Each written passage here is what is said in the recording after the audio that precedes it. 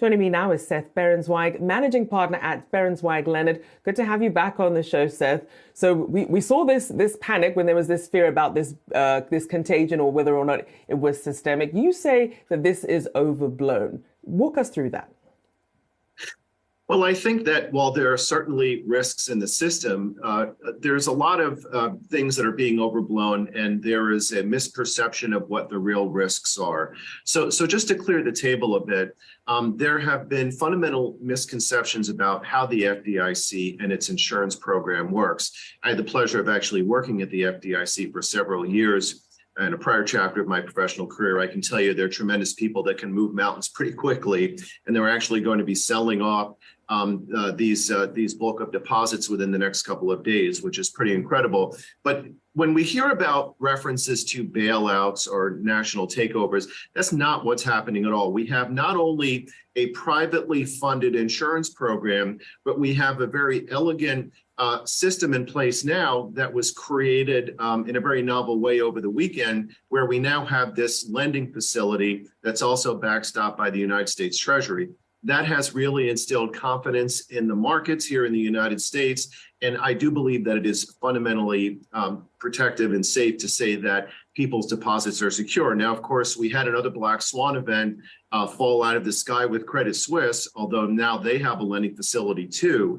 I don't believe that there are the risks that are on the table that are being discussed. There may be a few canaries left in the coal mine, in that there are still portfolios of larger banks that still have these long-term treasury bills that are yielding in the low figures. The difference in the uniqueness of the crisis in California over the last couple of days is that their portfolio of those instruments is at about 50%. The typical bank in the United States have these short-term and long-term treasuries that are closer to about 15%. So the bottom line is that I believe that we are safe right now, although it sure would be nice to stop seeing these black swans fall out of the sky. It certainly didn't help with Credit Suisse coming right after that, although Credit Suisse has its own set of problems that was already leading up to this.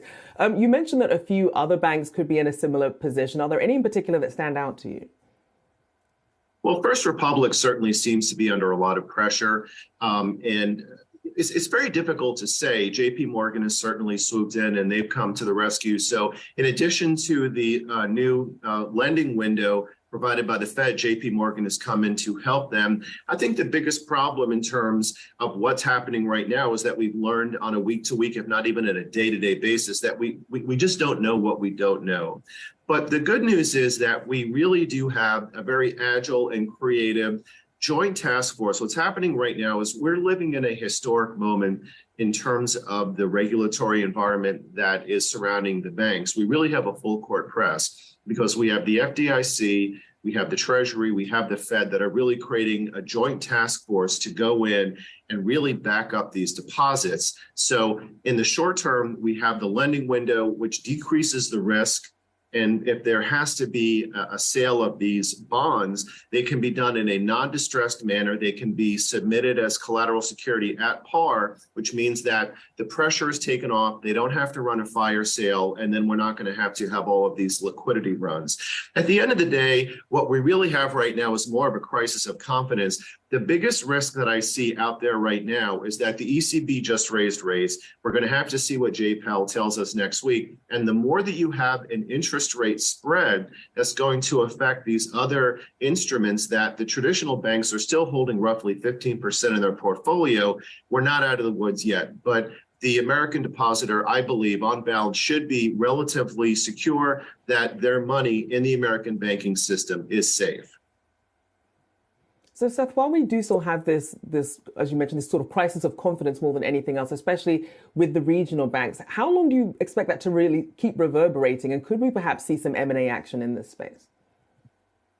Well, I think you've identified an important point. That's something that we're going to have to really keep a very close eye on in the next couple of weeks, because one of the risks and the biggest danger in a shortfall of confidence in the American banking system is that you'll see a sweep of deposits that will go from the small regional banks up to the big banks. And what that would mean is an undue concentration for bigger banks that continue to be ever too big to fail. And that means that a larger concentration of more services by fewer banks means higher costs ultimately for the consumer, and that's not good for the system. So there is a short-term danger of a transition away from regional banking, but I think that the FDIC and the Treasury have done an excellent job of instilling confidence. So although that is a short-term risk, I think that has been significantly moderated. Keep an eye on what happens over the next couple of days in terms of the interest rate environment and what Jay Powell has to say.